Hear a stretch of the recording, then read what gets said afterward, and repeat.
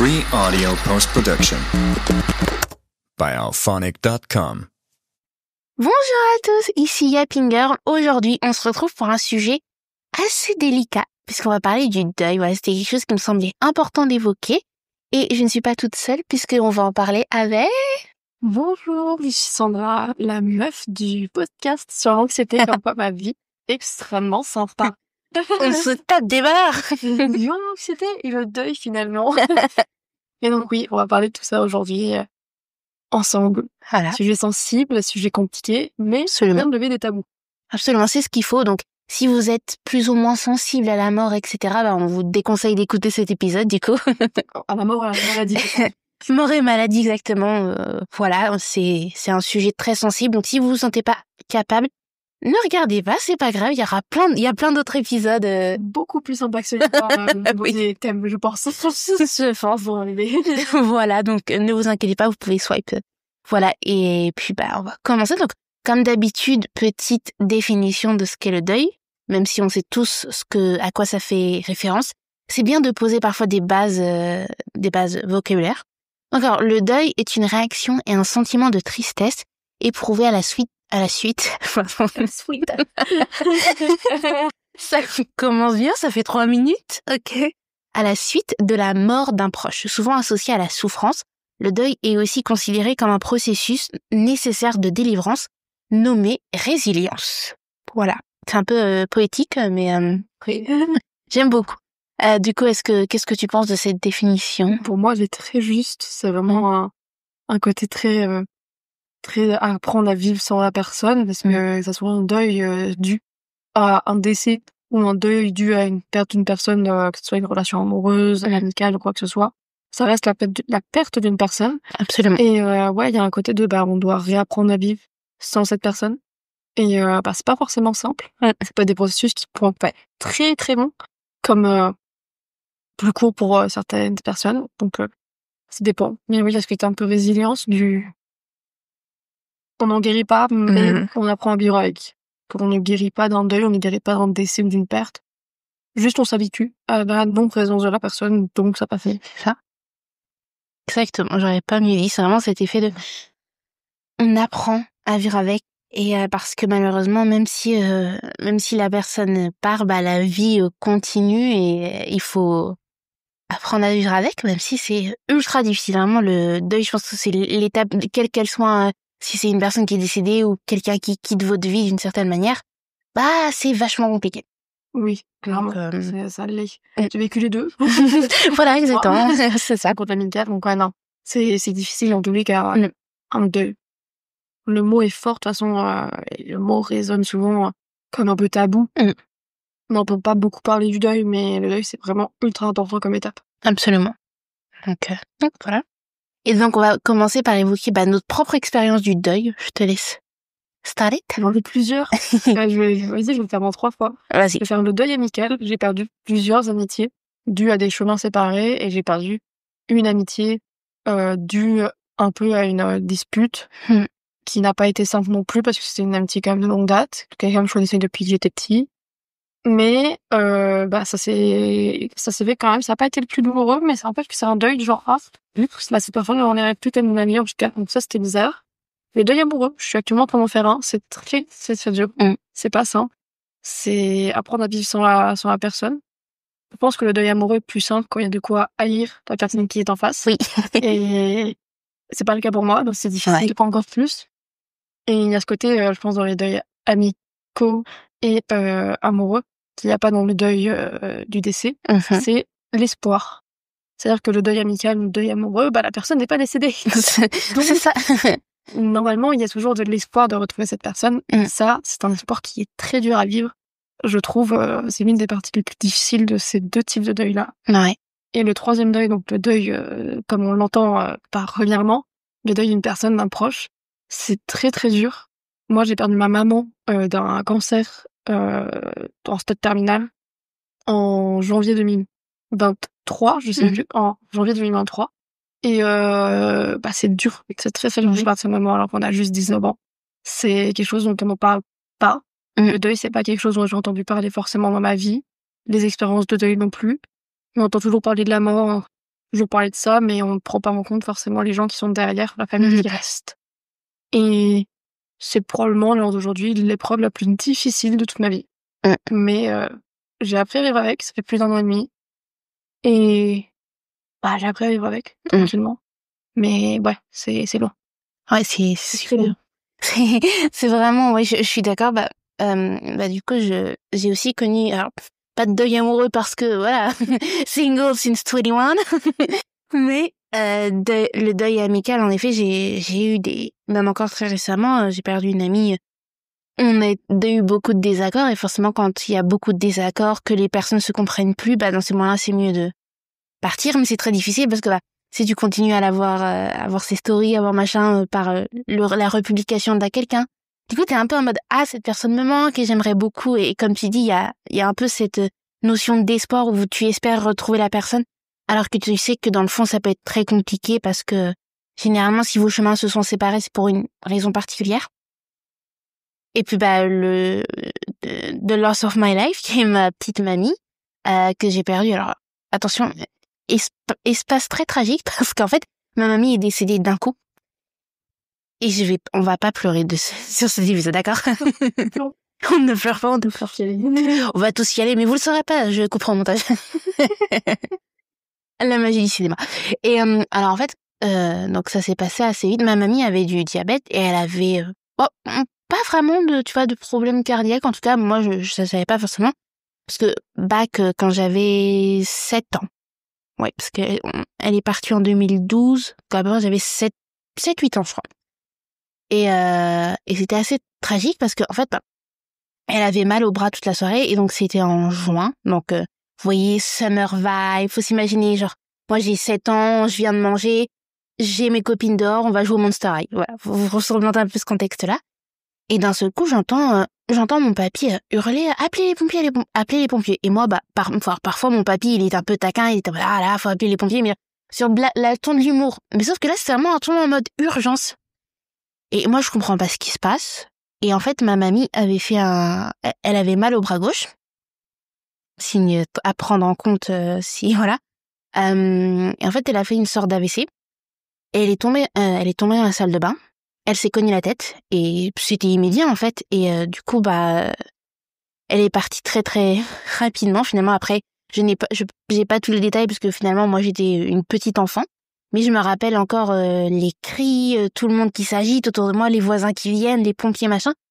Et après, je me rappelle, j'ai du coup la mère d'une de mes amies d'enfance qui est venue. Et ma mère a dit, est-ce que tu peux emmener Inès chez toi parce que je veux pas qu'elle voit ça, parce que, rappelons-le, j'avais 8 ans quand même. Ça reste traumatisant. Ça reste traumatisant. C'est un de mes nombreux traumatismes finalement. Et puis le lendemain passe, etc. Et elle est décédée quasiment. En fait, au moment où les pompiers sont arrivés, elle était déjà partie. Mais sauf que après vient le moment fatidique où faut le dire. Et c'est mon parrain qui me l'a dit. Et en fait, ce qui était un peu bizarre, c'est que je me rappelle très bien, parce que pourtant je me rappelle jamais de mes rêves, mais je me rappelle que dans mon sommeil, on m'avait dit mamie est décédée. Et en fait, c'était un pressentiment, en fait, d'une certaine manière. Et je me rappelle avoir été dévastée parce que comme je discutais hier avec ma maman, enfin ma mamie c'était comme ma deuxième maman, je l'appelais même maman sans faire exprès. Voilà, j'étais vraiment super proche de ma grand-mère et ça a été très compliqué parce qu'en plus les circonstances ont fait que ça a été brutal et on n'a pas le temps de se préparer parce que littéralement, je vous dis genre littéralement 1 heure avant, on était en train de manger tous ensemble quoi. Donc il y a cet effet hyper brutal et tu comprends pas forcément et ouais, ça a été un de mes nombreux traumatismes. Donc, pas hyper...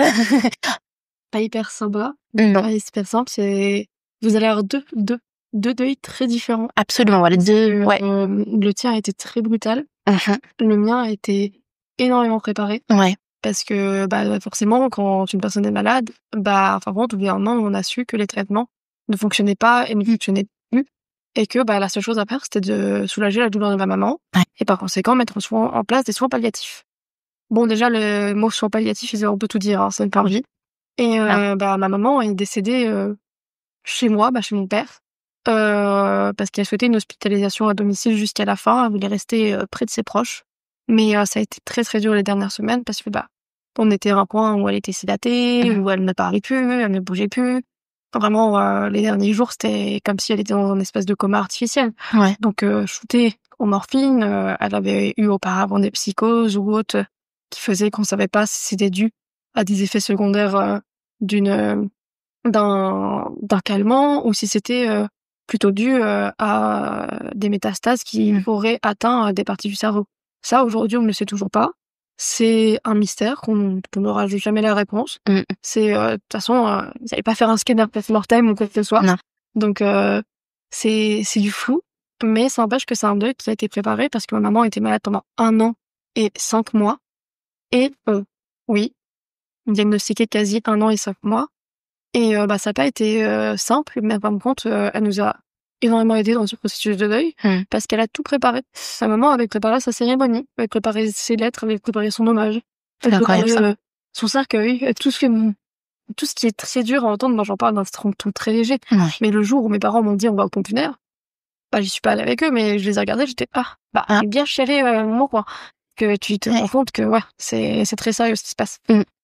Mais donc oui, moi, ça n'a pas du tout été brutal. Ça a été beaucoup plus dans l'attente. Moi, on est arrivé à un point, en fin de compte, on ne pouvait plus voir ma mère dans cet état. De quand elle est partie, quand elle est décédée, ça a été un soulagement. Vraiment, il y a eu un soulagement elle ne souffre plus. C'est ultra différent de toi là-dessus. Mais la grosse différence, moi, qui était très traumatique pour moi, c'est que j'ai découvert le corps de ma maman un soir. Et que juste avant ça, je sais pas, je pense que le corps pressent beaucoup de choses. Et même pas 1 heure avant ça, 1 heure et demie avant ça, j'ai fait une crise d'angoisse dans mon lit comme j'en avais jamais fait, comme si on m'arrachait le cœur. Littéralement, vraiment, on m'avait pris mon cœur, il était sorti de ma cage thoracique, je chialais mes grands morts. C'était une horreur. Et en fait, on était descendu après avec mon ex-compagnon. Et on avait vu en fin de compte qu'elle était partie, qu'elle était décédée, et mon ex-compagnon m'avait déjà prévenu avant. Mais il a fallu que je valide ces mots en fin de compte, et donc il a pas dit qu'elle était décédée, mais il a clairement dit il faut qu'on appelle ton père, qui voulait tout dire. C'est ça. Tout dire, et j'ai dû avoir le truc de faut que je vérifie moi-même.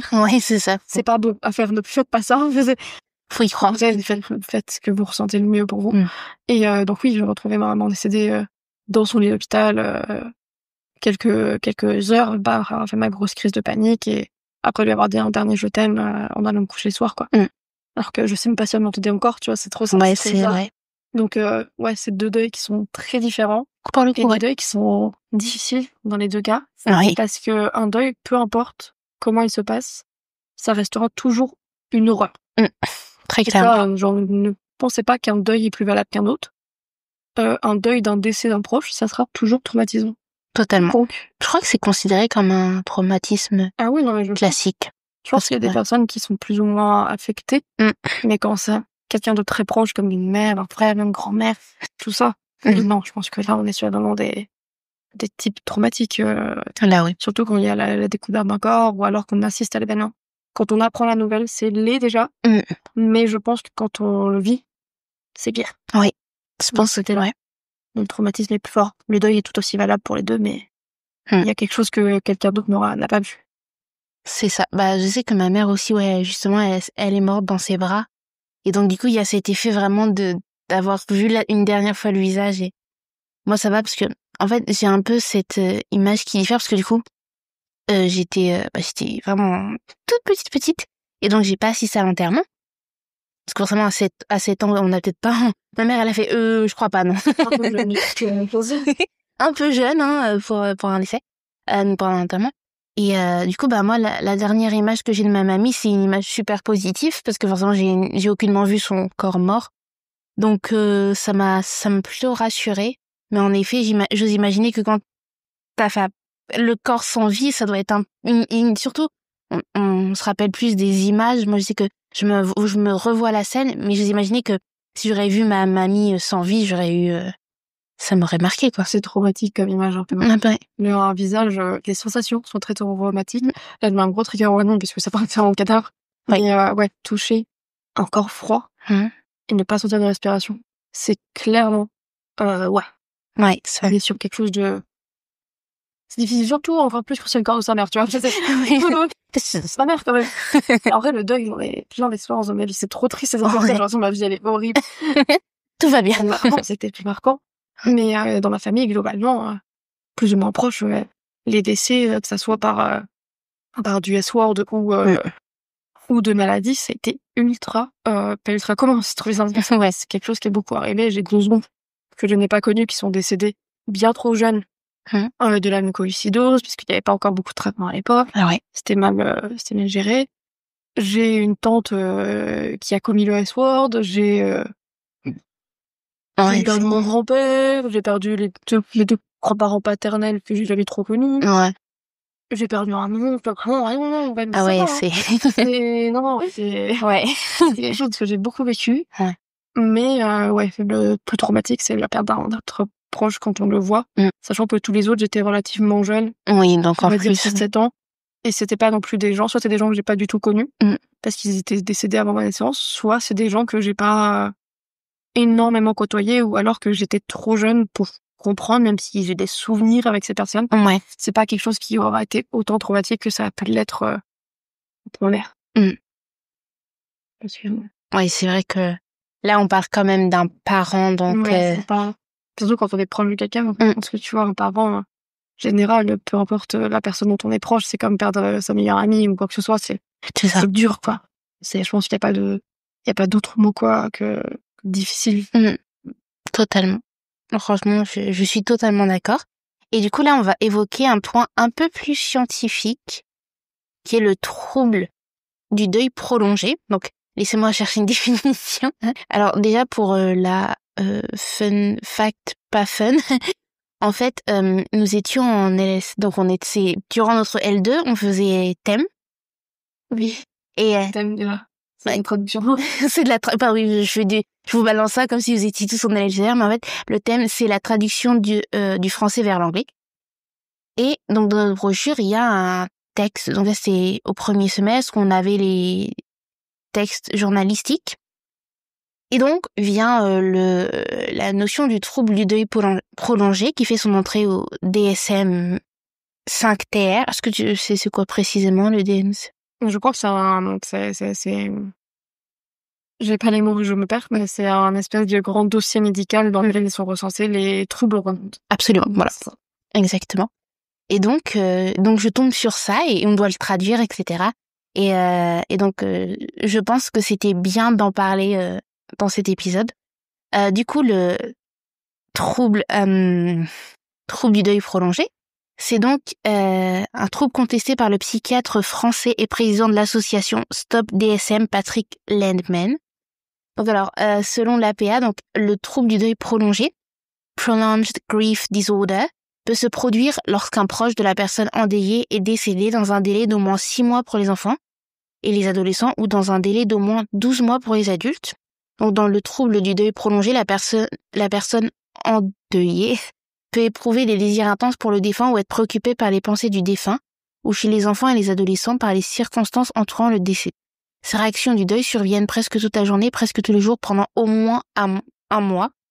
L'individu éprouve une détresse cliniquement significative, une altération du fonctionnement social, professionnel ou dans d'autres domaines importants. Voilà. Et si vous avez récemment perdu un proche, c'est très important de le vérifier. Le chagrin dans ces circonstances est normal, mais pas à certains niveaux, et pas la majeure partie de la journée, presque tous les jours pendant un mois. Et donc, il y a certains symptômes, donc perturbation de l'identité, donc par exemple avoir l'impression qu'une partie de soi est morte, incrédulité marquée face à la mort, éviter les rappels que la personne est décédée, douleur émotionnelle intense, donc colère, amertume, chagrin lié au décès, difficulté de réintégration, donc problème à s'engager avec des amis, à poursuivre des intérêts, à planifier l'avenir, engourdissement émotionnel, sentir que la vie n'a pas de sens et solitude intense. Voilà, c'est très très scientifique, mais qu'est-ce que tu penses? C'est un trouble qui est pas à prendre à la légère, je pense. J'en ai pas particulièrement souffert. Moi, je souffre plus de stress post-traumatique. Ouais, je peux retrouver. J'avais plus dit. J'ai plus peur de stress post-traumatique que d'un deuil prolongé. Parce que je pense que j'ai eu le temps de me préparer à mon deuil. Le deuil, j'ai commencé à le faire avant même que ma maman soit partie. malheureusement. Et en fin de compte, j'ai pas eu ça, mais je pense que ça prend très au sérieux. Parce que j'ai des gens qui se laissent plonger dans le deuil. J'ai un oncle qui a perdu sa femme, qui s'est laissé plonger dans l'alcool, dans tout ça, qui tombait totalement en dépression après le décès de sa femme. Je pense que c'est pas du tout quelque chose à prendre à la légère, le deuil. Et s'il est prolongé, s'il y a un trouble qui est discerné par derrière, qui est normal, c'est vraiment à prendre au sérieux. Ouais. C'est plus qu'un chagrin, c'est plus qu'un deuil. C'est vraiment une détresse psychologique, là, je pense. Là, clairement. Qui est clairement démontrée par le fait de pas vouloir voir la personne partir, c'est une situation de déni. C'est ça. Et on se trouve dans toutes les étapes du deuil, mais si elle est constante pendant plus d'un mois, c'est vraiment, c'est pas normal. C'est que la personne ne veut pas affronter la réalité, c'est qu'il y a quelque chose derrière qui bloque. Ouais. Non, je suis d'accord. Si vous vous sentez un peu concerné par ces symptômes, n'hésitez pas à en parler à un professionnel parce que, comme on a dit, le deuil c'est considéré comme un grand traumatisme, mais si vous ressentez comme si le deuil s'était passé hier alors que ça fait quand même plusieurs mois, voire plusieurs années, faut peut-être aller voir. Moi, je sais que moi non plus, honnêtement, ça a été très difficile. Et même, il y a encore certains moments où, voilà, ça reste super difficile.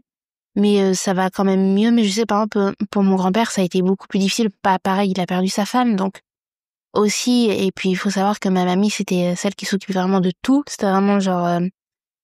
c'est vraiment la petite femme qui s'occupe d'absolument tout et tout le monde. Donc, on a ressenti un énorme vide interstellaire. Après, mon grand-père, il a fallu qu'il rebondisse, qu'il vive, etc.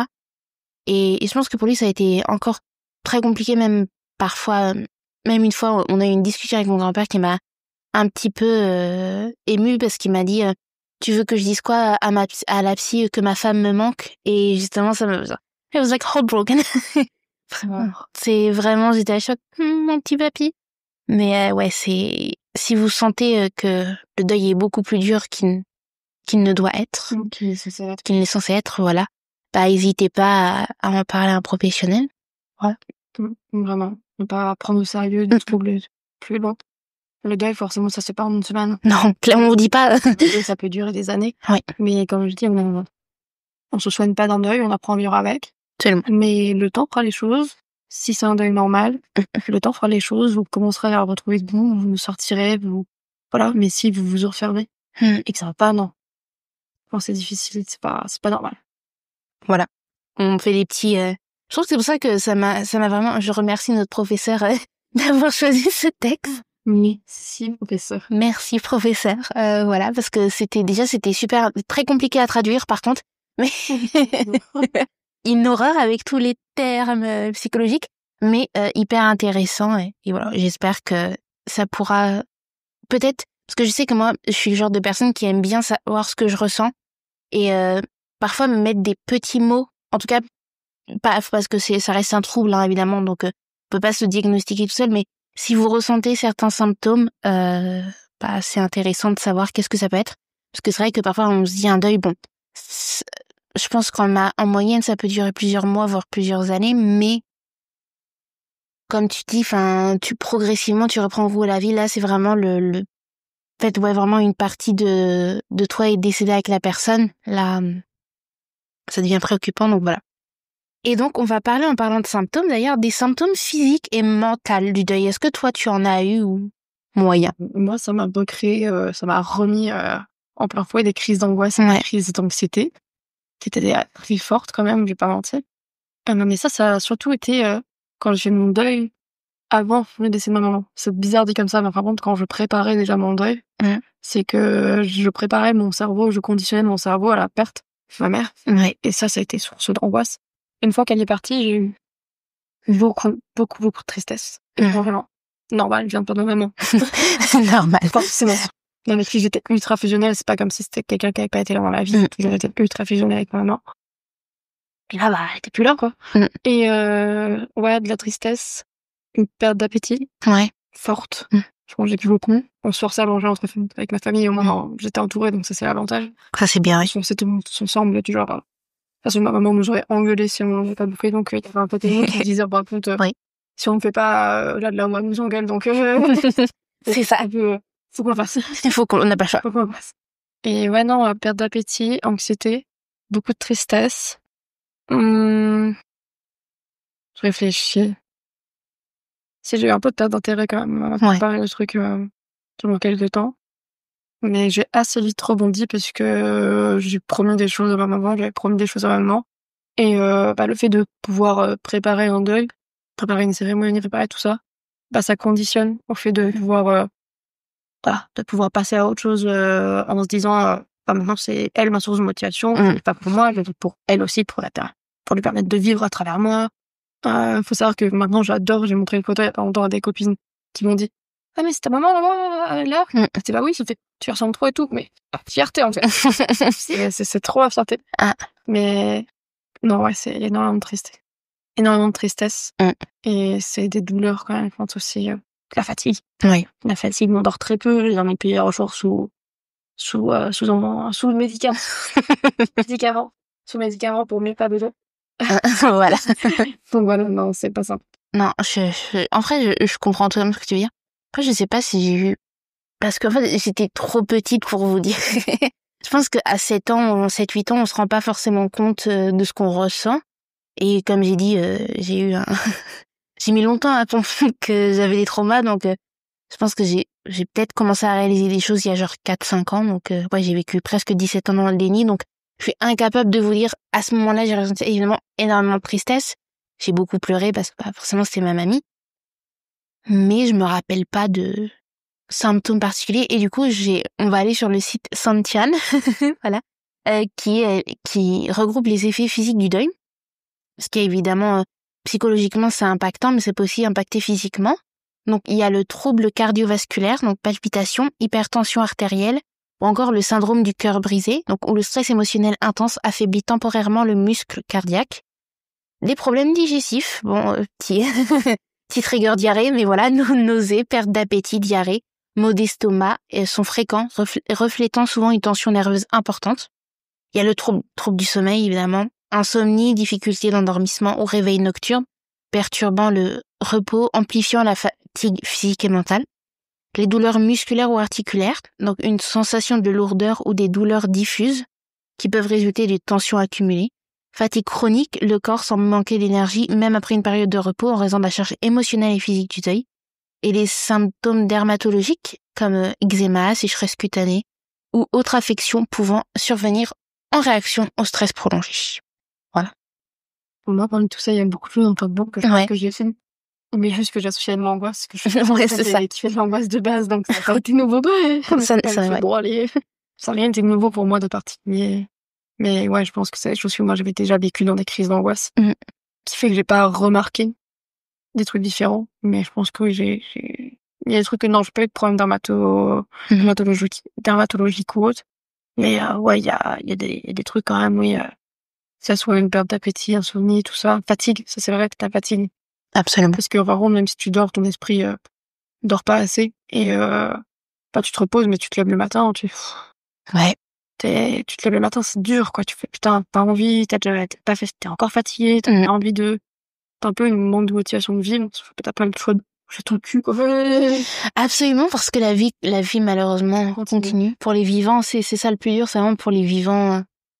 T'es là, t'es en mode bon, va falloir que life goes on, comme on dit. Faut trouver de la motivation dans la mort, c'est bizarre, mais genre, faut réussir à s'entourer, déjà. Oui. Et moi, c'est un avantage que j'ai pu avoir, que malheureusement, tu n'as pas pu avoir, c'est de faire connaître des choses à ma mère.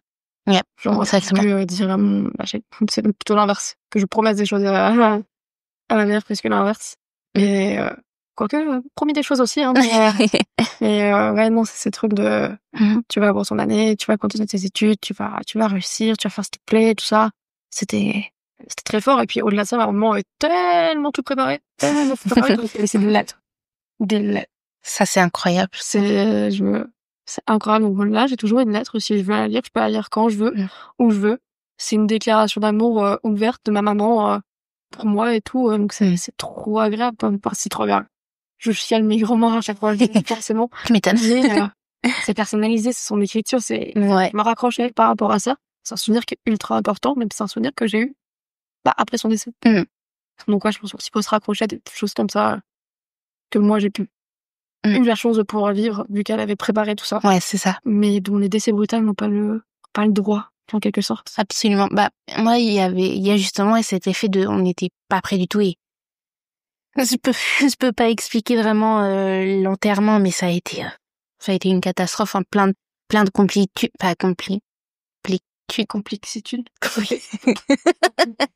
Difficultés. Voilà. On va partir sur le mot le plus sûr. Beaucoup de difficultés. Enfin, je me rappelle parfois ma mère, elle m'avait raconté des anecdotes et j'étais oh mon Dieu. Moi, je vivais ma petite vie de petite fille, mais après moi, je suis très contente parce que il y a par exemple là tout con, mais elle portait une montre tout le temps. Et c'est la montre que j'ai actuellement en poignet, alors ne demandez jamais l'heure, hein, parce que elle n'est pas du tout réglée à l'heure, voilà. Mais c'est une montre qu'elle portait tout le temps, et quand mon grand-père il m'a dit bah tiens tu peux la prendre, bah j'étais ouais trop bien. Et il y a aussi ces aspects de caractère, parce que par exemple ma mamie c'était un petit bout de femme, vraiment elle faisait quoi 1m50 littéralement, vraiment la petite mamie. Et en fait elle avait ce truc, en fait c'était un peu look like a cinnamon... Non, look like can kill... c'est quoi la trend déjà? Look like a cinnamon roll, it can kill you. Look like a cinnamon roll who can kill you. Donc vraiment, elle avait l'air... Vraiment, son regard... Elle avait le visage super fermé. Et en fait, à tel point que d'ailleurs, avec mon grand-père, moi, ça m'a toujours fait rire. Parce qu'en fait, mon papy, c'était vraiment genre... Vous voyez l'image du Golden Retriever / Black Cat? Bah, littéralement, ma mamie, c'était le Black Cat et mon papy, c'était le Golden Retriever. Parce que mon grand-père était toujours super sociable et et vraiment, le gars, tout le monde dans le quartier le connaissait, etc. Alors que ma mamie, elle était beaucoup plus fermée en tout cas physiquement parlant.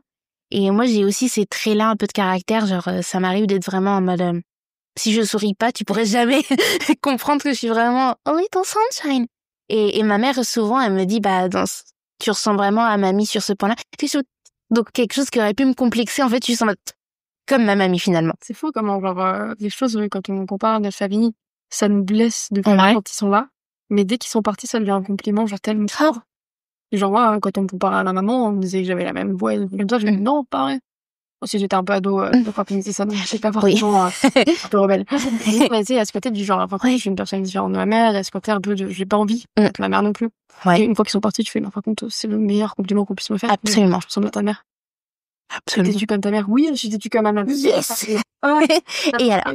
C'est exactement ça, ouais. Une petite chose auquel on peut se raccrocher, moi, depuis le décès de ma maman, elle m'a mis dans la lettre qu'elle avait écrite à mon père, comme quoi on devait choisir sa dernière tenue. Donc on avait choisi sa dernière tenue avec ma grande sœur. Et comme quoi on devait s'était partager nos bijoux. Ses bijoux.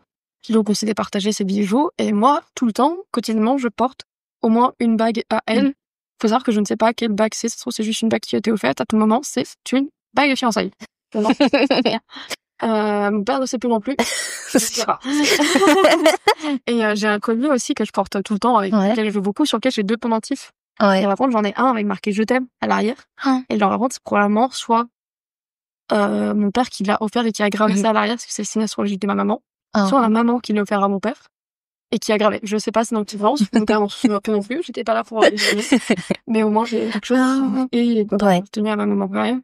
Donc, c'est des choses qui sont très fortes. Mais par contre, je vais revenir sur un point qu'on t'a vite fait parler. C'est la galère un peu qu'il y a après un décès. Surtout sur l'administratif.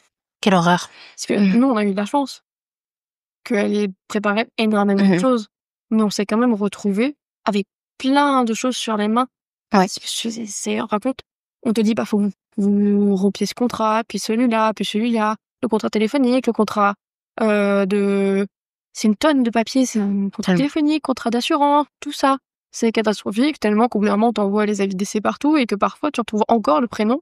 Alors, mon père, ça lui arrive de retrouver le prénom de ma mère. Ouais, ça doit être vrai. Des impôts. Parce que ma mère, elle décède depuis longtemps, quoi. C'est ça. Ouais, non, l'administration, un deuil est dur. Nous, on avait beaucoup de choses qui avaient déjà été faites au préalable. Mais dans les personnes qui ont perdu un proche brutalement, vous avez tout mon courage. Absolument, vraiment, on est ensemble. Après, moi, encore une fois, malheureusement, j'ai plus trop de souvenirs de ce point, mais je sais qu'en tout cas, ouais, ça a été super compliqué. Enfin, Puis surtout, enfin, du coup, c'est ma maman parce que mon grand-père était dans l'incapacité de le faire, donc c'est ma maman qui a dû gérer avec mon parrain. Et ouais, c'est super compliqué. Puis enfin, il y a ce truc de, en fait, faut le redire à tout le monde. Tu sais, c'est un peu le fait de je dirais pas ramener la merde, mais tu vois, genre tout le temps être en mode, ma mère est décédée, machin, et ouais, il y a cet effet de, et puis il me semble, j'avais appris que, je crois que c'est à la CAF, où justement, faut que tu envoies fréquemment un certificat de décès, parce qu'il te redemande, Alors, je sais pas, moi, je sais que là, les bourses, le Crous me leur demande. Ouais. Genre, le Crous, Ouais. à moi, il a décédé, ils ont déjà les papiers, mais bon, faut que je leur renvoie, comme. Ouais. Bref.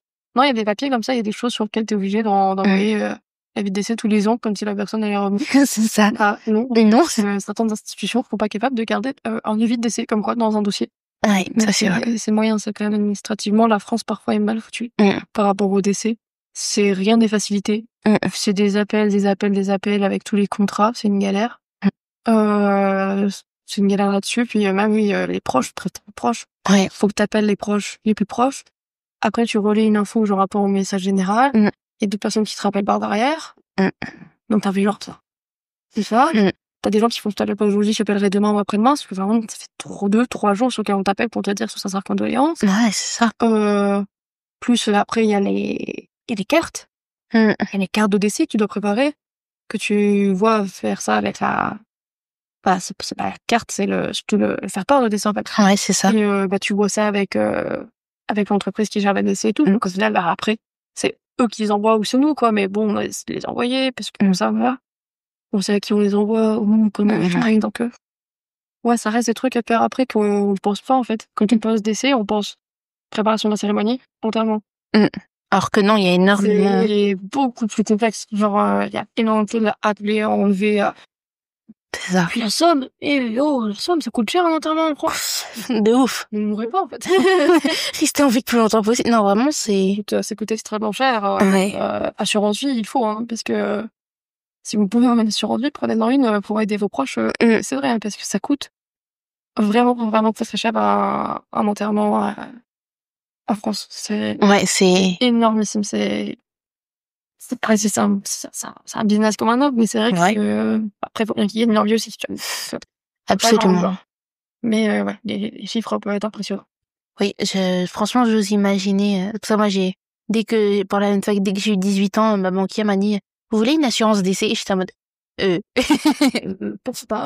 pourquoi pas? Et en fait, je me suis rendu compte que j'en avais pas. Et du coup, là, j'en ai une officiellement. Mais c'est des choses que, ouais, faut prendre le plus tôt possible pour justement, parce qu'on ne sait pas de quoi la vie est faite, malheureusement. Mais ouais, je suis totalement d'accord. Je suis en train de chercher pour voir quel est le prix environ moyen d'un enterrement. Et ce que je vois, c'est au moins 3000 balles, quoi. Ouais, c'est ça. Entre 3800 pour une crémation et 4300 pour une inhumation. Donc, ça coûte cher, sans compter après tout ce qu'il y a par derrière aussi. C'est ça. C'est coût un peu minimal, quoi. Parce que s'il y a des soins thanatopracteurs, s'il y a tout ça, c'est les soins thanatopracteurs, ceux qui savent pas, c'est les soins de conservation sur la personne décédée pour la présenter le plus proprement possible à sa famille. Ouais. C'est un choix, on accepte ou on n'accepte pas. Mais c'est une bonne chose à faire, je pense, personnellement. Moi, ça m'a permis de revoir une image de ma maman qui était très jolie. Donc, ça me permet d'enlever une image un peu traumatique. Mais, ouais, ça reste un coût aussi. Ouais. Voir le compter. Donc, ouais, 4000 balles. C'est pas rien. C'est pas rien, non, on n'a pas tous. Je sais que ma maman aussi, pour ma mamie, ils avaient fait aussi, justement. Et ma maman m'avait dit que ça lui avait fait plaisir parce que du coup, il lui avait fait sourire et du coup, t'es en mode, ça donne une meilleure image. Et d'ailleurs, un énorme applaudissement à ces personnes qui s'occupent de ça parce que vraiment, je trouve ça admirable et heureusement que vous êtes là parce que une personne au milieu funéraire, en général, vraiment, vous avez un courage monstrueux de travailler dedans. Et vraiment, merci à vous parce que sinon, ça serait encore plus difficile. Il y en a qui sont pas sympas, mais moi, j'aime beaucoup des gens adorables en milieu funéraire. Et c'est croire en la vie. C'est con, mais c'est croire en la vie et faire vivre au maximum et donner une belle image de la mort, plus que celle qu'on a déjà. qui est très mauvaise. Enfin, quand on a des gros tabous sur la mort, on pense. Totalement. Les tableaux de facteurs, ouais. C'est un boulot monstre. Fond. De pouvoir nous rendre nos êtres chers dans un état qui est correct possible et le plus beau possible. Absolument. Que ce soit par des petites coupes, que ce soit par un petit sourire, que ce soit par des tout petits détails, vraiment que on voit pas forcément, mais ils sont là et c'est du temps de travail. Alors, si vous voulez pas être traumatisé, peut-être ne regardez pas comment se fait l'état d'atopraxie, comment l'observation, c'est pas très sympa. Mais non, c'est génial. Je veux ça à ma mort, c'est clair, mais si je peux rendre une image belle pour mes proches et aider au deuil. Oui. Franchement, j'ai été une fashionista toute ma vie. Croyez-moi que le jour où je vais mourir, je vais l'être, la fashionista. Mais moi, je tout, hein. Ah, mais vraiment, genre, les plus beaux vêtements et tout, genre, alors là. Même vraiment, hein. Sinon, ça va bien. Slay until we die. Vraiment, et life after. Seulement faire de l'humour, voilà, pour détendre un petit peu, mais. Et du coup, selon toi, c'est quoi les différentes réactions face au deuil? Les différentes, on va dire, étapes du deuil? Il y a le choc de l'annonce, déjà. Le choc soit l'annonce, soit que ça soit dit par quelqu'un d'autre, que ça soit vu de soi-même, enfin, quand ça reste un choc. Enfin, c'est un choc. Je me rends compte, c'est tellement... Moi, ce qui s'est passé, c'est que j'ai déconnecté. Mon cerveau, il a déconnecté. Ah ouais? Ouais, mon cerveau, il a pris l'information. J'étais sur mon père. On a parlé avec mon père. J'ai appelé ma sœur. D'un sang-froid. Et j'ai chialé quand ma sœur est arrivée. C'est 10 minutes plus tard. Enfin, 5 minutes plus tard. C'est vrai que, ouais, pendant 5 minutes, mon cerveau, il s'est mis un peu en off parce qu'en plus, je dis, bon, allez, enfin, gérer ça, tu vois. Et ouais, c'était dur. Faut gérer, quoi. C'est ça, il choc. Après, je pense que et du déni, un peu. Je l'ai pas trop trouvé, je vois. Ouais. Mais je sais que dans les deuils amoureux, dans les deuils amicaux, c'est très, très commun. Oui. Le deuil, c'est dur quand même dans le deuil. C'est mal le déni dans les personnes, on a envie qu'elles soient à l'un et l'autre, mais je pense que c'est surtout vraiment plus je pense. Et, il y a de la colère. Moi, j'ai eu beaucoup, beaucoup de colère et je sais que mon père en a encore aujourd'hui. Par rapport à certains médecins qui n'ont pas pris ma mère en charge. Ah ouais? C'est correct. Ouais. Qui auraient pu lui donner une espérance de vie meilleure ou alors même peut-être la soigner. Mais ça n'a pas été fait dans les temps. Et il y a des médecins, je l'ai plus forcément... Si, je crois que j'ai le nom du médecin en plus. Je diffame les personnes. Et, ouais, non, il y a des gens qui, ouais, je suis encore en colère par rapport à ça. Mon père, encore plus que moi, parce que, il y a vraiment eu un peu une négligence médicale. Ouais. Et ça c'est horrible. Correct. Mais bon, aujourd'hui, on n'a pas de choix que de l'accepter. Malheureusement. Si on peut faire avancer les choses par rapport à ça, on le fera, quoi. Mais vraiment, la négligence médicale, c'est une horreur. Ah, ça, c'est horrible. Il y a d'énormément par rapport à ça, surtout. Mais normalement, peut-être d'avoir pas dit les choses aussi, quand on pensait aux autres. J'ai eu la chance de pouvoir le faire. Et je sais qu'il y a beaucoup de personnes qui n'ont pas le temps de le faire. Et genre, qui s'engueulent avec la personne. Ouais. Personne décède après, ils n'ont pas le temps de leur parler. Comment on s'est voulu? Ah ouais, ça doit être horrible. Comment on s'est voulu? J'ai pas vécu ça. Après, est-ce qu'il y a il y a l'acceptation. Ouais. Après, faut accepter. C'est cool, mais faut accepter. Je sais qu'il y a beaucoup plus d'étapes que ça. J'en ai forcément loupé. Oui. Il y a 7 ou 8 étapes. Mais c'est... Je sais pas si on peut être trop, Et ouais, l'acceptation, après, la tristesse, j'ai oublié. Oui. La tristesse qui arrive avant l'acceptation, c'est vraiment juste une période où on se renferme dans un fleur parce qu'en fait, le manque est tellement fort que la personne, on sait qu'elle reviendra pas, quoi. Non, c'est ça. Et du côté j'ai pas d'autre choix que d'accepter, mais je veux pas accepter avec une peur de déni dedans. C'est trop dur, en fait. C'est le corps qui dit c'est trop dur. Mais, ouais. Ensuite, c'est de grandes étapes et je pense qu'il y a plusieurs façons de prendre un deuil. Je pense que tu peux être totalement choqué. Genre, c'est un choc, genre tout de suite, tu pleures, tu vas friser, en fait. C'est pas mal, hein. Le mot est peut-être un peu fort, mais c'est pas mal. Et ma sœur est plutôt comme ça. Ouais. Moi, moi, c'était un choc silencieux. Ouais. Un choc de... Ok. Ok. Oui, par contre, tu réalises pas, tu réalises plus tard. Donc, t'as pas trop d'autre choix. C'est ça. Bah, écoute, selon le site Psychologue Psychomotricien Lyon, alors c'est les 7 étapes du deuil physique, social ou professionnel, mais je pense que ça correspond à presque tout. Donc on a l'étape 1, le choc, donc c'est une phase courte, l'annonce d'une rupture conduisant à un constat. Une annonce laisse la personne sans émotion apparente. Après il y a le déni, comme tu avais dit. donc ce n'est pas vrai, pas possible, etc. La colère et le marchandage. Oui, le marchandage, je crois que c'est fait plus pour les relations genre de type amoureuse ou Ouais, je genre crois. revient. C'est la confrontation des faits qui va engendrer une attitude de révolte, tournée vers soi et les autres. C'est aussi une phase de marchandage qui peut prendre une tournure magico-religieuse.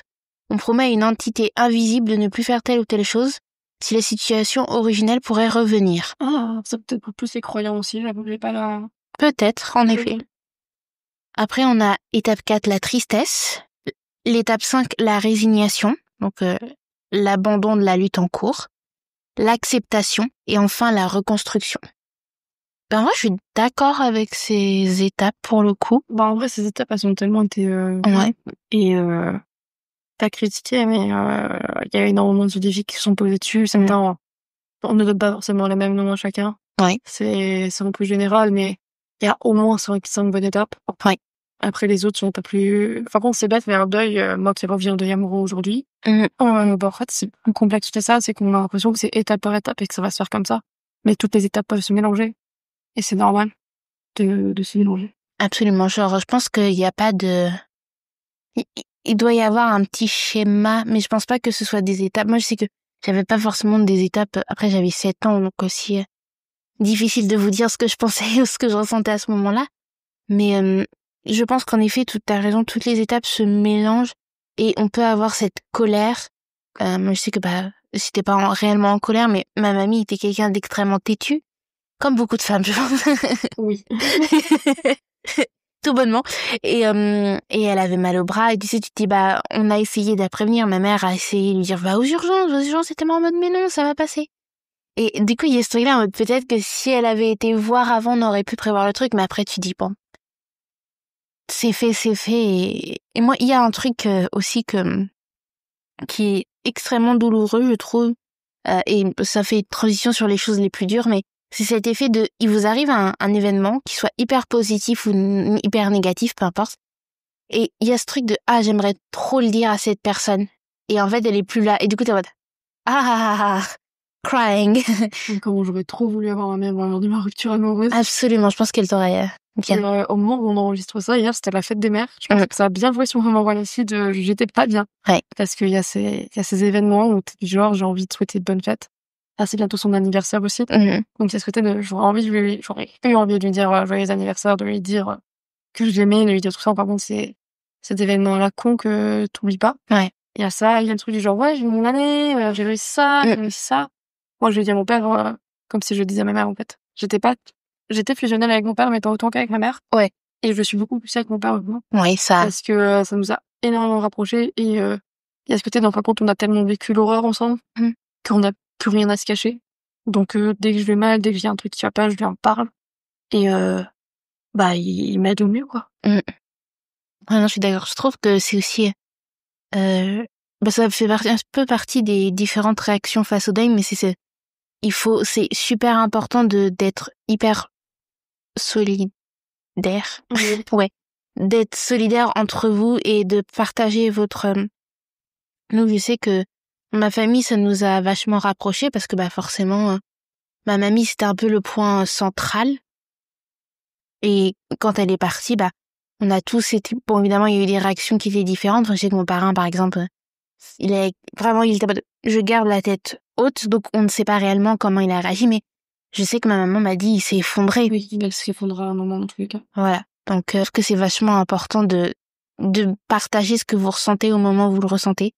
Parce que vous traversez tous la même situation. Donc, oui, autant en parler entre nous. Ça sert à rien de se renfermer. Quand on voit des gens, ça sert à rien du tout. Absolument. Pour pouvoir en parler librement avec les personnes dont on a confiance et dont on a envie d'en parler, ne pas se forcer à en parler dont on n'en veut pas. Oui, absolument. Ils n'ont pas besoin de savoir. Non, il faut vraiment pas se forcer à en parler non plus. Les gens qui nous forcent à en parler, c'est pas non plus bon. Parce qu'il y a des moments où juste t'as pas envie d'en parler et c'est normal, totalement normal. Mais il y a toujours des moments où oui, t'as envie d'en parler, même moi encore aujourd'hui. Mais après, ça nous arrive d'en parler avec mon père et tout, et on a les larmes aux yeux, on chiale. Là, il y a pas longtemps, il me fait ma sœur pour mon anniversaire qui m'a offert un collier. Je porte vraiment vieux, mais un collier avec un petit cœur et un petite boule à l'intérieur. Je me demandais ce que c'était. Et par contre, quand tu regardes à la lumière, il y a une photo de moi et ma mère dedans. Oh. J'ai chialé. Oh. Je suis allée, mais vraiment parce que je m'y attendais pas. Ouais. Et c'est le genre de moment, par contre, tu dis le manque qui est tellement fort, comme en fait, ouais, c'est ça. C'est le manque est fort et on en parle peut-être pas assez dans la famille. Parce que je dirais pas qu'on essaie d'oublier, on en parle, mais positivement. Ouais. Mais je pense qu'on parle pas du côté du manque qui est difficile, tu vois. Faut poser les mots, faut pouvoir dire les choses. Ouais, je pense, faut, le manque est évident. Le manque est probablement la chose la plus dure du deuil. Ouais. Très clairement. C'est cet effet de, t'as envie de partager ça avec cette personne, elle est plus là, enfin. C'est un peu comme si, pendant 3 secondes, t'oubliais qu'elle était décédée, tu t'es en mode, putain, trop bien, je vais pouvoir lui dire ça, et en fait, non, du coup. Et moi, je me rappelle, enfin, il y avait un truc, parce que du coup, j'ai perdu ma mamie très très tôt, et donc forcément, va essayer de faire comprendre à un enfant de 8 ans qu'il va plus revoir cette personne. C'est un peu compliqué. Il y a pas mal d'erreurs à ne pas faire dans ces cas-là avec un enfant. Ouais. Moi, je sais que ma sœur, ça a été compliqué aussi parce que, j'ai 2 neveux, moi, qui sont quand même perdu leur grand-mère. Ouais. Qui avait, à l'époque, 4 et 2 ans. Non, même plus. Si, 4 et 2 ans. Et, même 5 et, je sais plus, bref. C'était jeune. Ouais. Le plus grand, comprenait quand même, mais le plus jeune, moins. Mais, le plus grand, c'est encore aujourd'hui, ça l'affecte beaucoup. Ouais, Il dit, mamie, elle me manque et tout, mais il sait qu'elle est partie, qu'elle est décédée. Mais pas qu'elle est partie, il y a pas eu le mot du genre elle est partie. Ouais. Parce que partie, pour un enfant, ça a encore la consonance. Ouais, c'est ça. Tandis que, la personne ne peut pas revenir. Malheureusement, donc, ouais, c'est bien choisir ces mots quand on annonce à quelqu'un, à un enfant. Parce qu'un adulte, tu lui dis elle est partie. Ouais, il va comprendre. Mais un enfant, ouais, c'est trop compliqué pour lui. Je sais pas les mots exacts qu'a utilisé ma sœur. Mais il y a forcément des façons de dire. Je pense, ouais. Moi, je sais plus totalement, mais je sais que ce soit mon parrain, ma mère et même mon grand-père, ils ont été vachement patients. Je pense qu'ils ont dit je sais pas s'ils ont dit elle est partie ou elle est décédée. Peut-être qu'ils ont dit elle est décédée. Le terme, moi, il dit. Absolument. Et surtout, ils m'ont dit, même si elle est plus là, elle veille quand même sur toi. Et du coup, ce qui fait que, dans ma tête, en fait, tout ce que je fais actuellement, il y a une partie où je le fais carrément pour ma grand-mère. Et tu vois, parfois, je me pose, quand j'ai eu ma licence lettres, je dis, je suis sûre que ma mamie, elle est fière. Et à chaque grande étape, tu vois, de ma vie, genre là, je fais un podcast, je me dis, ça se trouve, ma petite mamie, elle est sur Spotify, elle est en mode, hey, that's my granddaughter. Ouais, il y a ce truc-là de rendre fière la personne qui n'est plus là. Absolument. C'est genre, j'ai eu mon année, j'ai eu ma licence, j'ai eu une bonne note, là, il se passe ça dans ma vie, j'ai réussi à avoir un job et tout. Ouais. Là, j'étais trop heureuse que mon père, il a réussi à trouver du boulot et qu'il avait son permis. J'ai vraiment, c'était trop... Et à ce truc-là, par contre, tu rends les gens fiers en faisant ça. C'est ça. Et même les gens qui sont plus là, en fait. Et tu fais ça par fierté pour les faire vivre parce que c'est des promesses que tu leur as fait. C'est vrai que genre, je t'ai dit que j'allais continuer à vivre, je t'ai dit que j'allais continuer à me battre et tout, donc tu le fais, en fait. C'est ça. Tu le fais, mais pas pour. Tu le fais pour toi, mais tu le fais aussi parce que t'as une raison derrière, qui est genre un décès. Ouais. Et tu le dis, je le fais pour l'autre personne qui a pas pu le faire. C'est ça. Ça va vivre ce moment, quoi. Absolument. Donc, c'est en ça que je trouve que ça peut rendre une plus belle image du deuil, et même si c'est un aspect excessivement tragique, ça peut apaiser, entre guillemets, et c'est aussi une bonne manière de voir les choses. Un deuil, c'est pas forcément négatif, c'est forcément, c'est négatif. C'est négatif, oui, parce qu'il y a la perte. Mais on peut tirer du positif de tout ce négatif. Oui. On peut se reconstruire, trouver des motivations, tout ça, pour continuer de faire vivre la personne. Et en fin de compte, c'est pas un décès, c'est la fin d'un corps, c'est pas la fin d'une âme. C'est ça. Une âme, elle se transporte de génération en génération. C'est pas paranormal, ce que je dis, c'est juste qu'on a grandi avec cette personne et que forcément une partie de nos gènes et une partie de notre âme est en nous. Donc en fait, c'est vraiment, en fin de compte, c'est un passage d'âme, parce qu'une partie du caractère du proche que vous avez perdu, quelqu'un l'aura forcément. Absolument. Moi, je sais que j'ai du caractère de ma mère. Et c'est sûr. Et donc, par ce caractère, je fais vivre ma mère. C'est ça. Même si elle n'est plus là. Parce que c'est la fin d'un corps, mais pas du... Moi, je pense pas des sentiments, pas d'une âme. C'est genre plus complexe que ça. Très beau. Philosophe. Bravo. Clap. Non, vraiment, c'est tellement vrai, je trouve, justement. Ouais, le fait parfois d'avoir des points en mode, ce caractère-là, tu ressembles à ta mère ou à ta grand-mère, t'es là, t'es en mode, yes, thanks, that's a big compliment. Vraiment, donc ouais, je suis totalement d'accord. Selon toi, est-ce que le deuil peut devenir un réel traumatisme, du coup? Oui. Yes.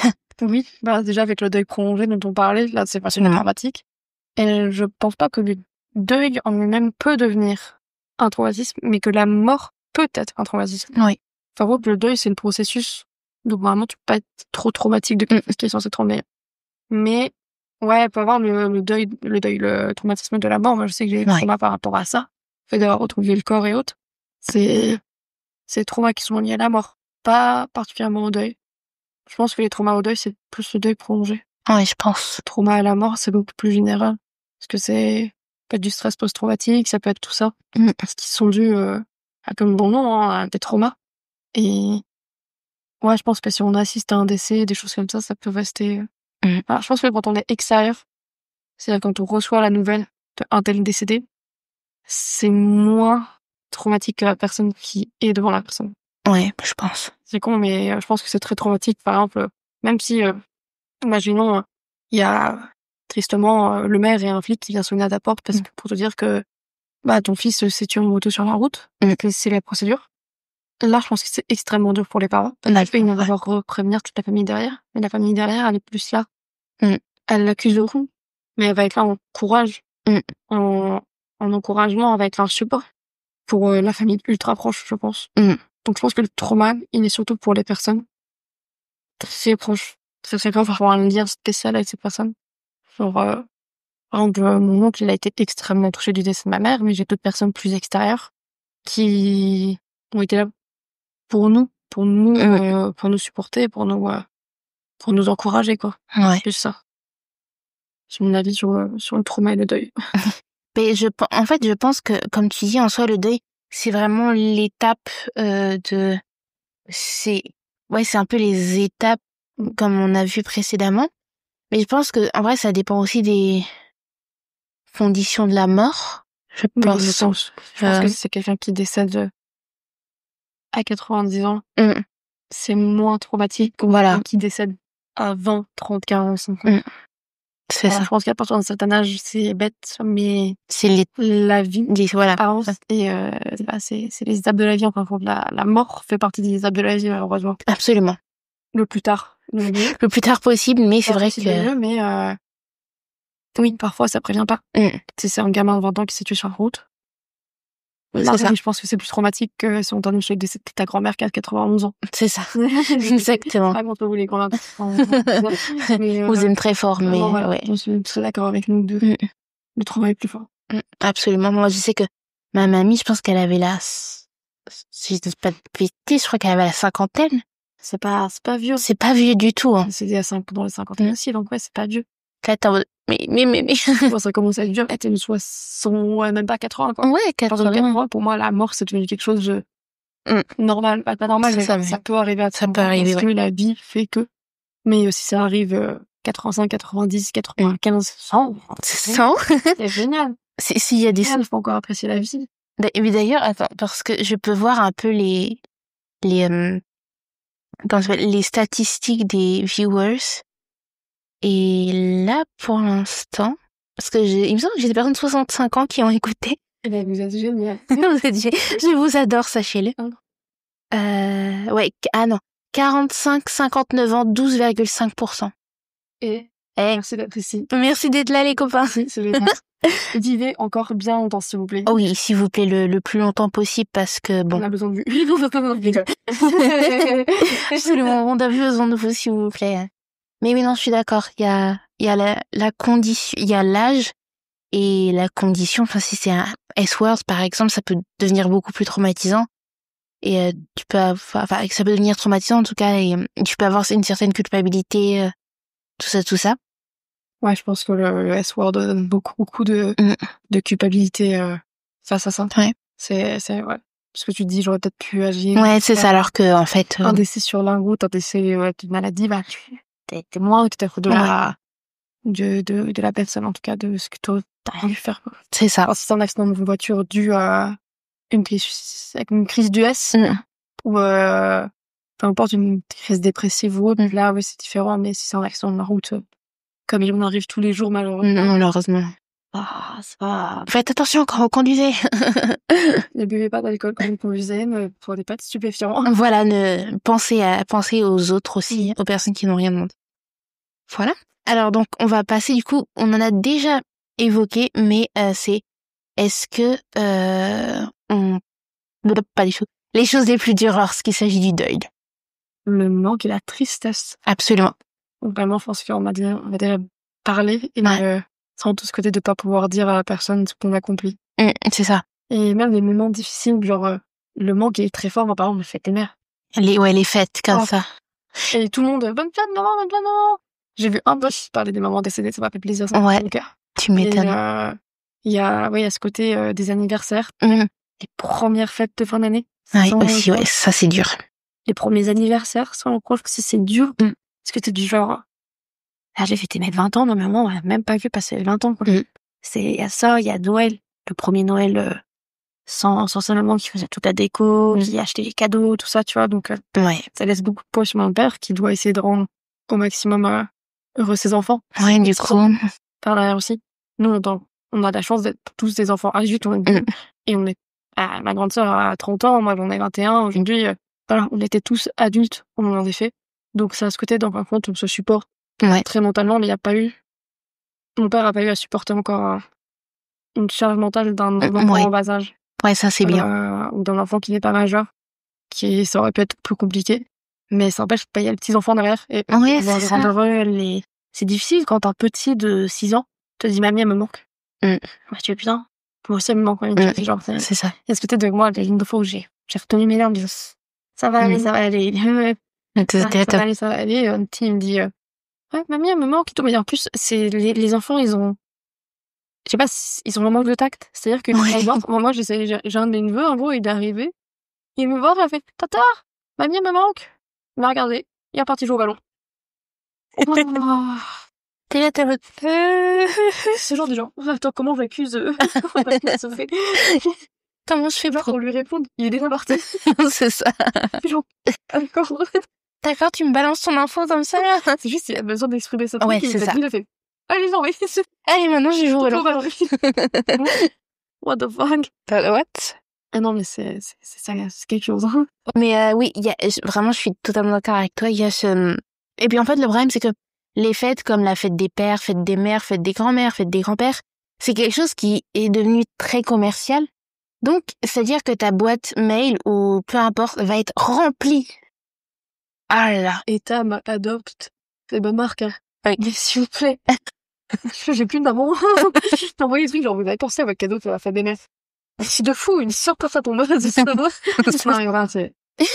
pas méchant. Mais c'est vrai que c'est les fêtes sont devenues très très commerciales. Surtout fête des mères et des pères. Oui. Surtout fête des mères même.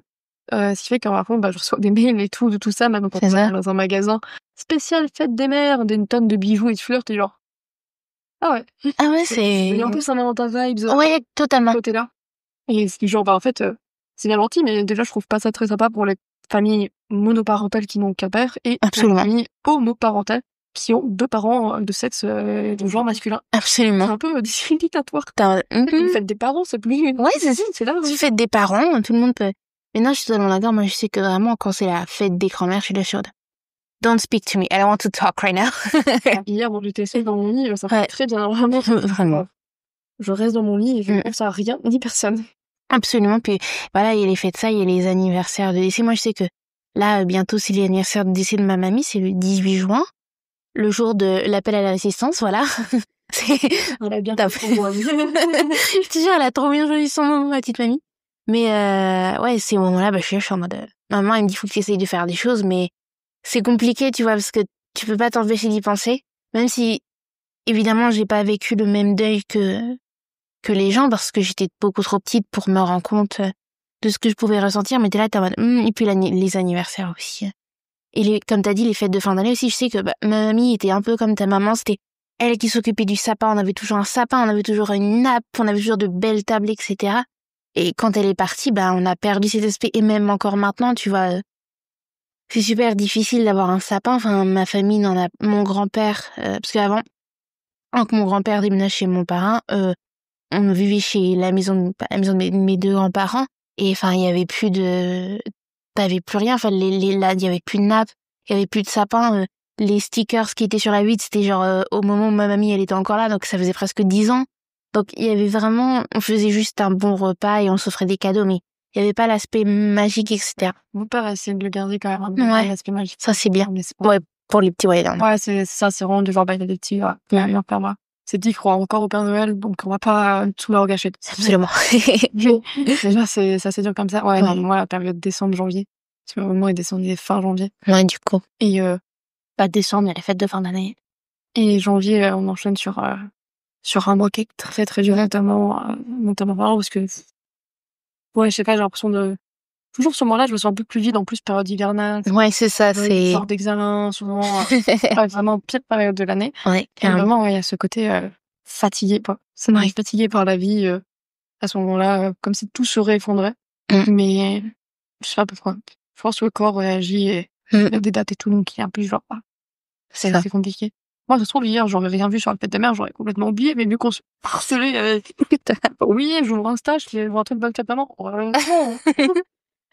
C'est ça, on pense pas assez aux gens. Moi, je sais que pareil, enfin, quand je vois des enfants avec leur grand-mère et tout, et qu'ils sont en mode, bonne fête, mamie, etc., t'es là, t'es en mode, Au moment de poste que j'ai vu hier, genre, bonne fête, maman, j'étais genre, ouais. Bon. J'hésitais à poster une story, c'est tout ma maman en disant, on pense à toutes les mamans qui sont parties. Ouais. Je l'ai pas fait finalement, mais j'aurais pu. T'aurais pu, hein. Je l'ai pas fait. Mais ouais, je pense qu'on pense pas assez, je pense que ça vaut pour la fête des pères, la fête des mères, là, en général. La fête des grands-pères et grand-mères. C'est, penser à ceux qui sont partis. Absolument. Et pas ceux qui sont partis chercher du lait, ceux qui sont partis décédés. Si voilà. Ceux qui sont partis chercher du lait, on n'en veut pas. On n'en veut pas, ça y est, ça dégage. Non, mais vraiment, ouais, ceux qui sont décédés, voilà. Moi, j'ai fait un post, l'amas de posts des fêtes des mères qui ont parlé.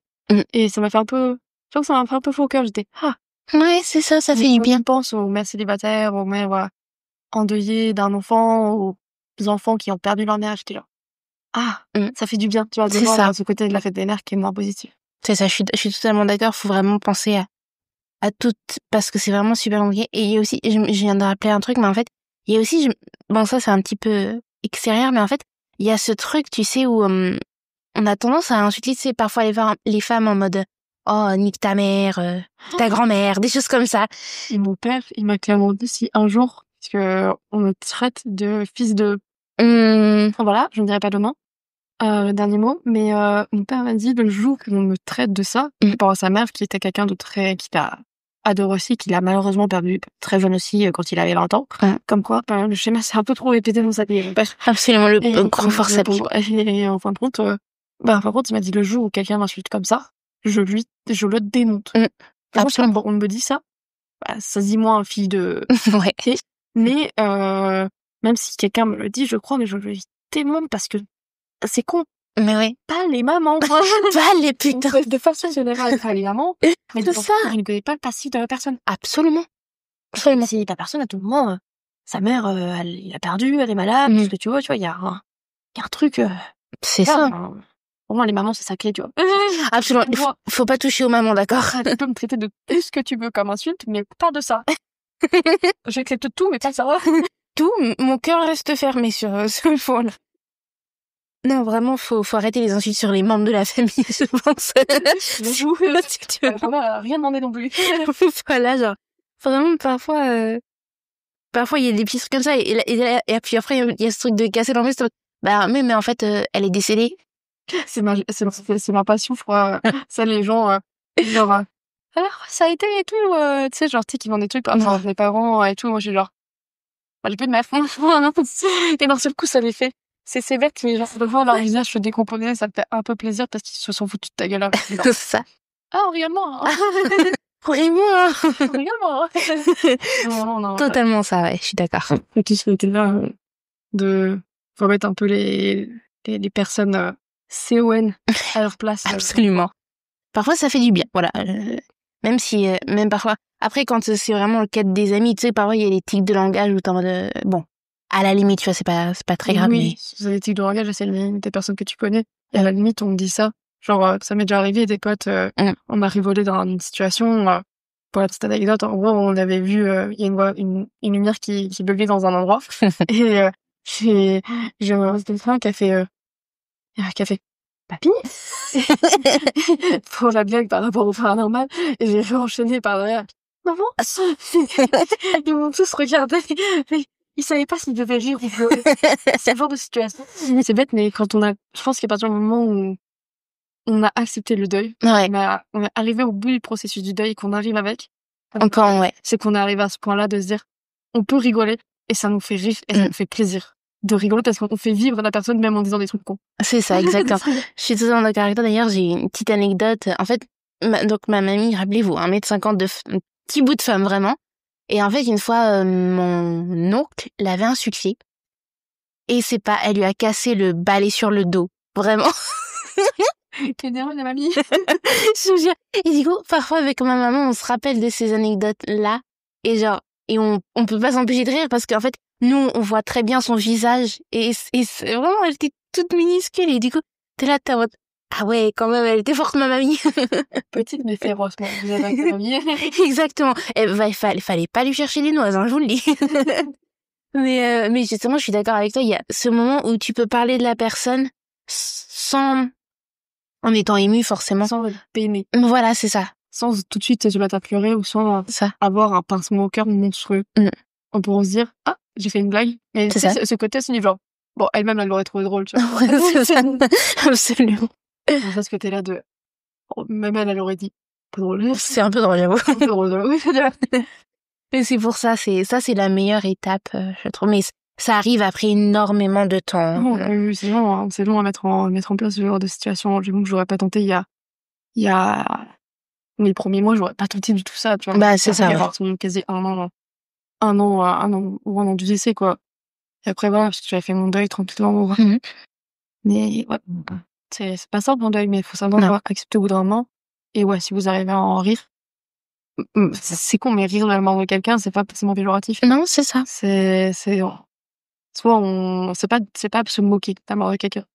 Rigoler, c'est dire, c'est dire des petites blagues comme ça. C'est genre, dédramatiser un petit peu le truc. C'est ce mot-là que je cherchais, c'est dédramatiser la situation pour essayer de mettre, même si on sera toujours aussi ému si on en parle. Oui, voilà, il y a toujours les personnes proches et tout. Bah voilà, on sait qu'on peut se dire, ah, maman, j'aurais bien aimé ta blague. C'est ça. C'est ça. Parfois, là, justement, avec ma famille, on a passé un Noël excessivement drôle et on se disait, ah bah, mamie, elle aurait été là, elle aurait rigolé, quoi. Et du coup, je trouve que c'est une belle manière de voir les choses. Oui, clairement. C'est la meilleure manière, je pense, de pouvoir imaginer la personne dans ce genre de moment et dire, elle aurait apprécié être là. Absolument. Elle aurait apprécié la situation. Ça, c'est trop bien. Premier. Et du coup, est-ce que selon toi, on peut se remettre du deuil, même si on l'a déjà évoqué, c'est clairement non, mais on apprend à vivre avec, en tout cas. Exactement, je n'ai pas d'autre mot à mettre là, vraiment. C'est la phrase de on ne guérit pas, on apprend à vivre avec. Ça résume tout le deuil, je crois. Et tous les types. Ah oui, tous les types. Je pense que ce soit deuil amoureux, amical ou décès d'une personne. Oui, le temps fera les choses et vous ferez des rencontres sur le passage, si c'est des rencontres amoureuses et si en même cas amoureux ou amical. Vous ferez des rencontres dans la vie qui feront que ça ira mieux. Ça ira mieux, ça passera. C'est pas la fin du monde. Un deuil décès, c'est différent. Ouais. Mais si vous êtes bien entourés, tout se passera bien. Absolument. Absolument, absolument. Selon toi, alors, comment j'arrive pas à parler. Comment vivre pendant la période de deuil et après? La période du deuil, être entouré. Ouais. Beaucoup. Moi, je suis restée avec ma famille, avec mon père pendant 2 mois, 1 mois et demi, 2 mois après le décès de ma maman. J'essayais de suivre un peu les cours à distance ou autre. C'est vrai que j'avais mis un peu mes études en pause à ce moment-là. J'ai vu que ça m'a noyé. Je sais pas comment, mais j'ai réussi. Et ouais, être entourée. Moi, je suis restée entourée de ma famille. De mon compagnon, de mon ex-compagnon aujourd'hui, de mon père, de ma sœur, je les voyais régulièrement. Non, je suis restée entourée bien longtemps. Et après, quand je suis revenue pour mes études, pour reprendre mes études, j'étais avec mon ex-compagnon et tout. C'est pour ça que c'est assez dur aussi mentalement parce que je me retrouve à pouvoir reprendre un peu tout depuis le début dans certaines étapes du deuil qui sont amoureux, mais par rapport à ma mère aussi. Mais ouais, faut savoir s'entourer correctement. Et une fois le deuil passé, c'est pouvoir penser à la personne sans forcément que ce soit douloureux. C'est ça. Je pense que c'est l'objectif qu'il faut atteindre, quoi. Ouais. Vraiment. Totalement d'accord. Bah, je pense qu'en effet, t'as t'as tout dit parce que, en effet, être bien entouré, je pense que le deuil, il faut vraiment en parler le plus possible et dire tout ce qu'on ressent, dire toutes les étapes qu'on sent et surtout avec les personnes qui vivent exactement les mêmes choses au même moment. En tout cas pour le deuil, ce qu'on entend par la première sens du deuil, parce qu'après, un deuil amoureux et amical, c'est un peu plus difficile parce que dans ce cas-là, on est entre guillemets un peu tout seul face à ça. Même si la personne en face peut ressentir la même chose, je pense que quand une relation se finit, c'est difficile pour les deux camps. En tout cas, quand ça se finit bien. Parce que vous imaginez que si l'une personne a blessé l'autre, cette personne-là, she don't give a fuck, concrètement.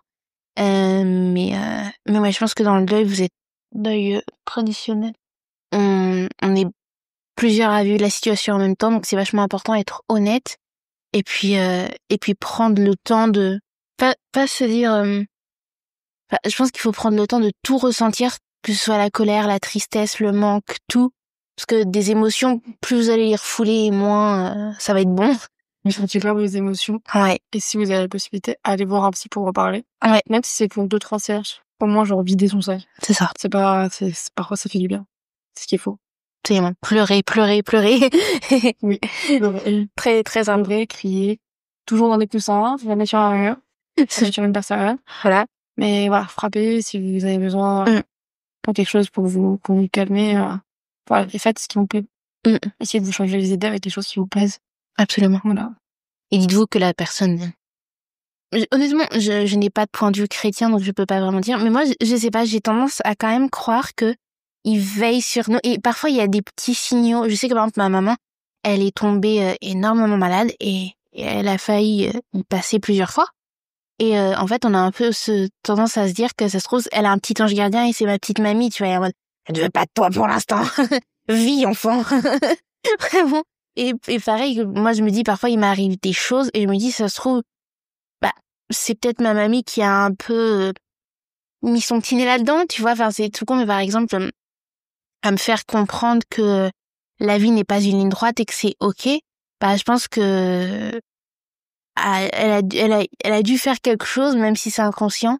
Et tu dis, je peux pas laisser, quoi, parce que she watching me, tu vois. Ouais, en plus, c'est un hasard.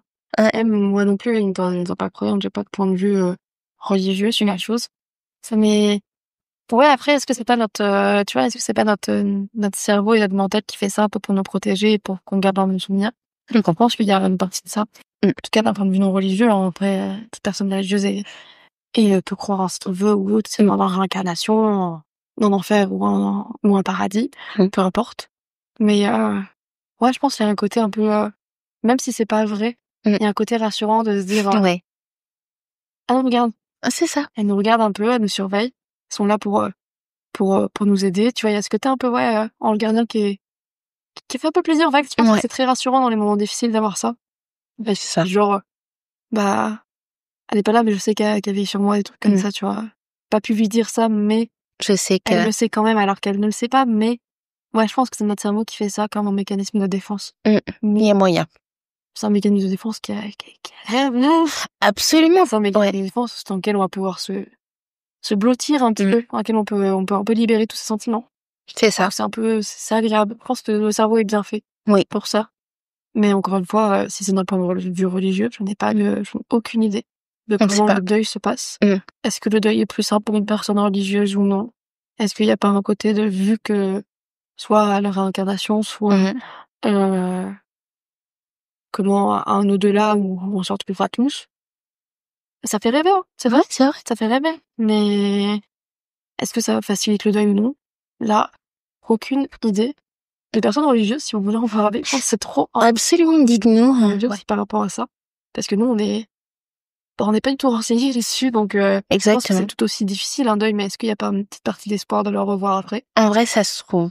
J'ai envie de savoir, je suis curieuse. Je suis curieuse, c'est des personnes religieuses qui écoutent ça, mettez vos petits témoignages, vos petites idées par rapport à ça, c'est intéressant. Absolument, dites-nous, partagez-nous vos expériences. Je lis tout, je réponds à tout. Donc n'hésitez pas, voilà. Et ben, est-ce que, dernier point, est-ce que tu considères la mort comme un sujet tabou ou pas? En France, on est encore sur un sujet tabou. Globalement, dans ma famille et autres, non. Mais je pense que la France a encore pas mal de choses à faire. Ouais, je pense. Et heureusement, aujourd'hui, ils sont enfin étudiés après des années d'attente des projets de loi pour la fin de vie, pour l'aide à la fin de vie. Ça, c'est bien. Merci. Ça, enfin, j'espère que ça va passer. Ouais. Parce que pour permettre aux gens qui n'en peuvent plus de faire, de pouvoir partir avec dignité comme ils le souhaitent. Ouais. Au moment où ils le souhaitent, pour moi, c'est la plus belle chose possible à faire pour une personne qui est malade et qui n'en peut plus et qui ne veut plus vivre. Voilà, on appelle ça un S assisté dans certains cas ou d'autres, ou genre juste un projet de fin de vie. Et je trouve ça absolument génial comme chose. J'espère que la France va avancer sur ce sujet et va faire passer ce projet de loi qui, pour moi, est ultra important parce que j'ai vu trop de personnes souffrir de maladie et pas pouvoir avoir les soins qui auraient pu être faits, que ce soit un soin palliatif, mais aussi des soins de fin de vie, tout simplement, des soins létales, si on peut dire ça comme ça. Ça aurait pu, je pense, aider certaines personnes plutôt que de commettre l'irréparable par eux-mêmes. Je suis d'accord. Parce que là-dessus, la France est encore un peu loin, mais on y avance. C'est ça. Petit à petit, progressivement, croisons les doigts pour arriver au même stade que la Belgique. Oui. Qui, eux, sont très très ouverts sur le sujet. Mais ouais, je pense que c'est encore bien tabou dans beaucoup de cultures. Ouais, la culture occidentale, c'est assez tabou. Même si on a tout ce qui est cimetière ou autre, qui sont des lieux de repos pour les personnes décédées, si on intéresse ça comme ça. Je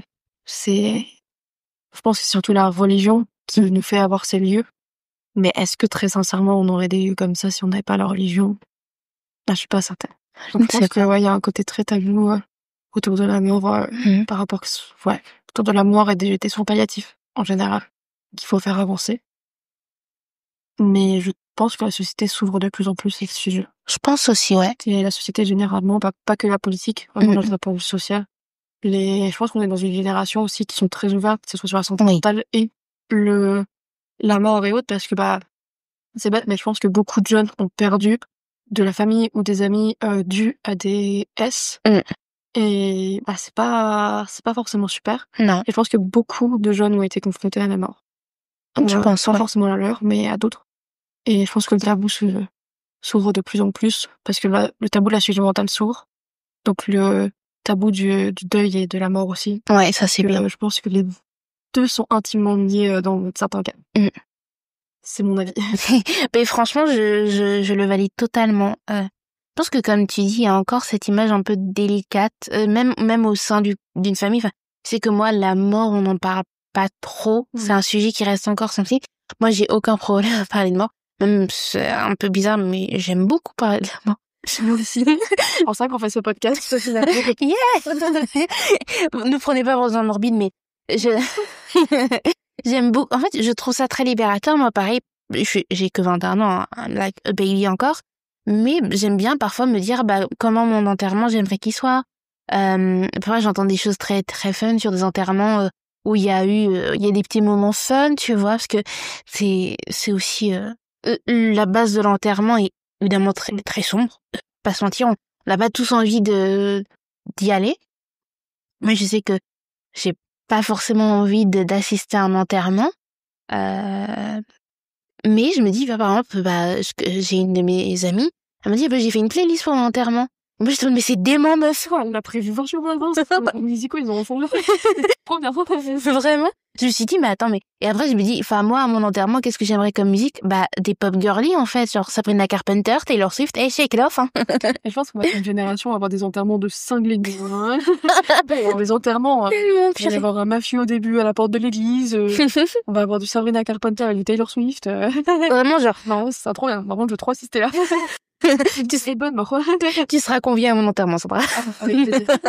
J'espère pas maintenant. Pas maintenant. Mais ouais, non. Les gens s'ouvrent. Mais même, je trouve que les médias s'ouvrent à la mort de plus en plus. Oui, aussi. Je pense que le sujet est beaucoup plus ouvert. Moi, j'avoue que ce soit les réseaux sociaux ou autres, je suis des thanatopractrices dessus et des personnes du monde funéraire parce qu'ils partagent leur quotidien et je trouve ça trop bien. C'est trop bien. Ça enlève des tabous qu'il y a par rapport à la mort et autres et je trouve ça génial. Incroyable. Et même un petit peu plus dark. Hein. Mais moi, j'aime beaucoup la médecine et autres, même si je fais pas du tout des études là-dedans. En fait, c'est un sujet qui m'intéresse. Ouais. La médecine légale, dans les faits, c'est ultra intéressant. Ouais, de fou. Philippe Boxeau et ses bouquins et toutes ses interviews avec Guillaume Play sur les gens, moi, ça m'a... J'aime bien. C'est vrai. Il y a ce côté du côté de la mort qui est vu d'un point de vue médical. Ouais. Qui peut être dérangeant pour certaines personnes. Si ça vous dérange, je vous conseille pas du tout de regarder dans ce cas-là. Absolument. Mais il y a des choses qui peuvent être super intéressantes sur comment résoudre une enquête, parce que c'est limite parfois un peu policier. Ouais, c'est ça. Donc, après, on parle de conditions de décès qui sont par conséquent, si la médecine légale est intervenue, c'est qu'il y a eu des situations de choses étranges. Donc, Ouais.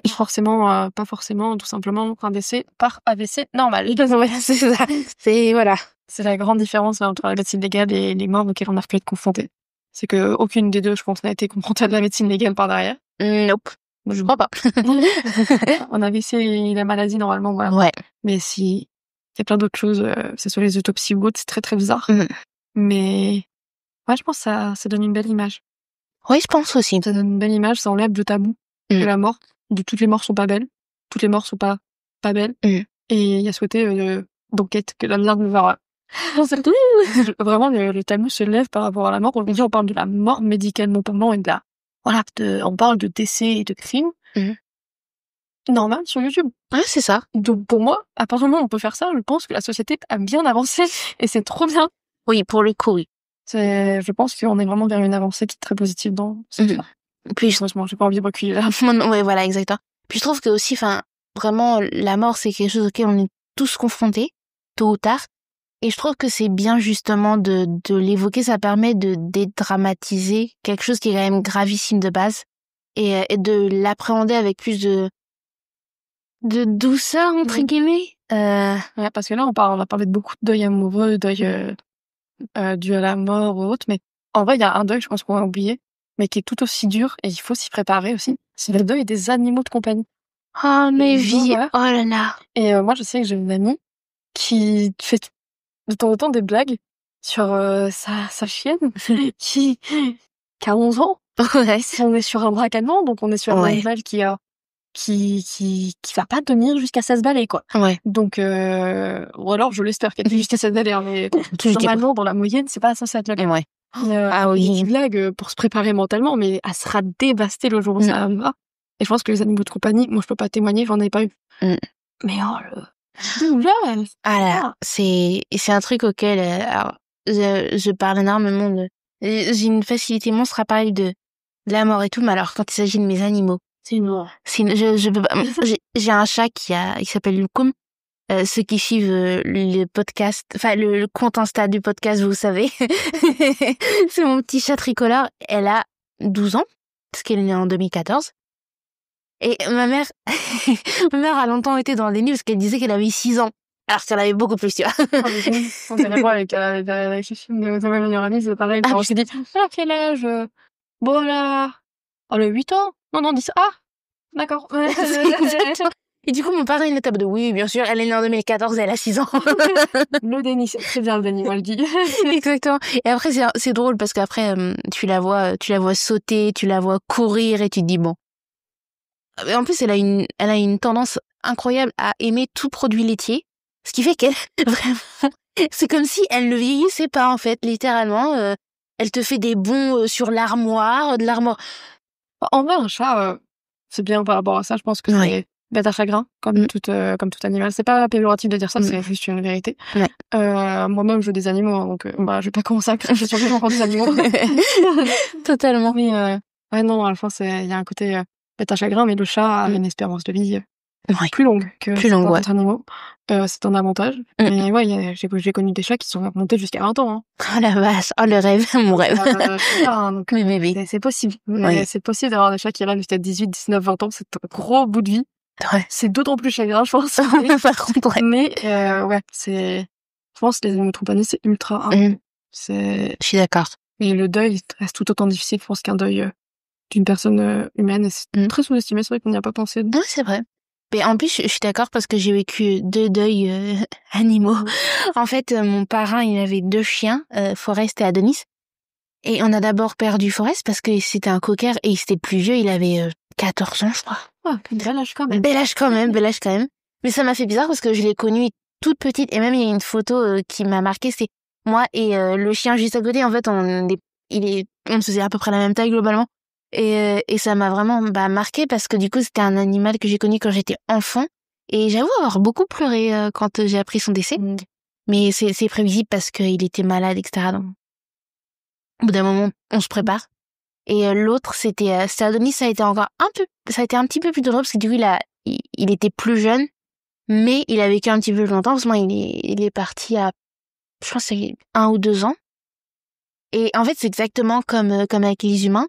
On s'habitue en fait, et puis quand on allait chez mon grand-père, littéralement, il est plus là.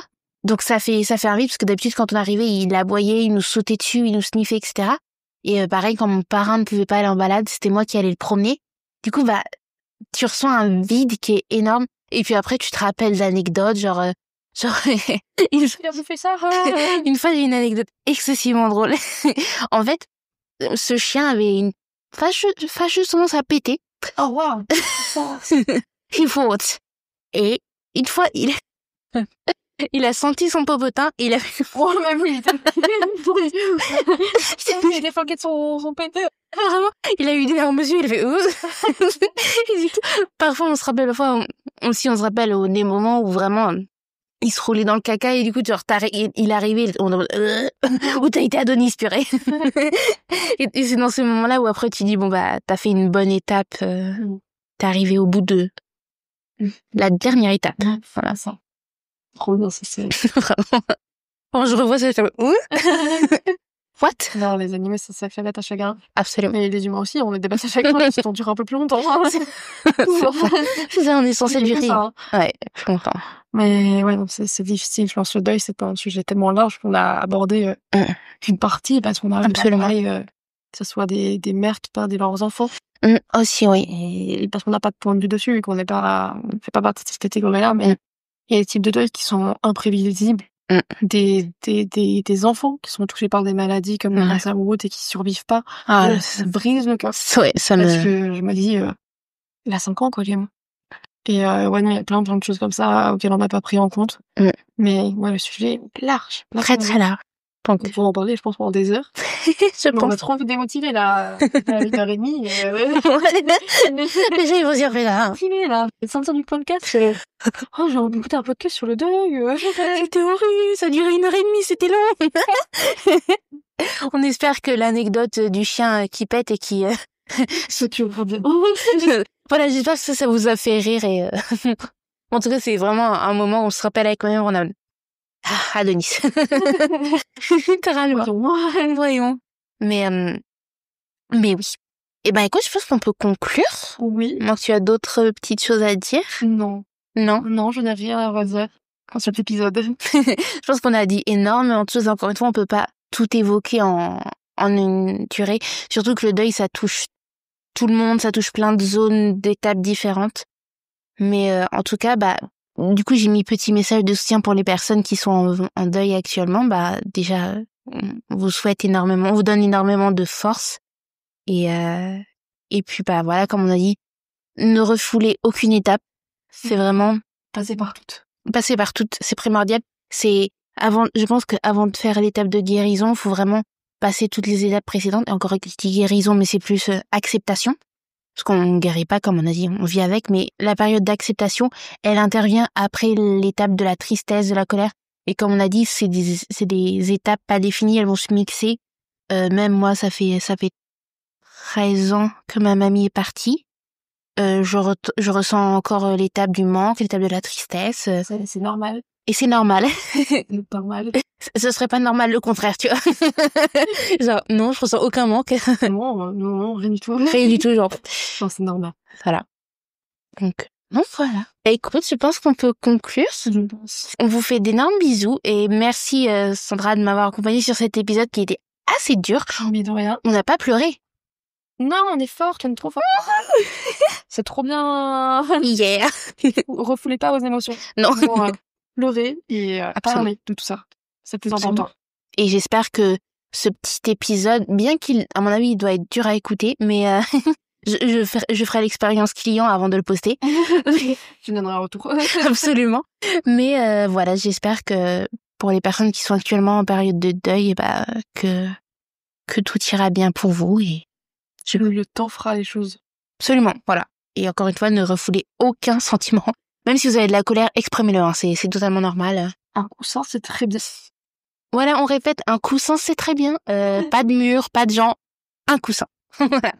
C'est parfait. Sinon, punching ball. Mais ça, on n'a pas tous les moyens d'en avoir. Inscrivez-vous à l'os. Et puis voilà. Et puis nous, on se retrouve très vite. Je vous fais d'énormes bisous. Encore merci Sandra d'être venue. De rien, des bisous. Bisous. Free audio post-production by alphonic.com.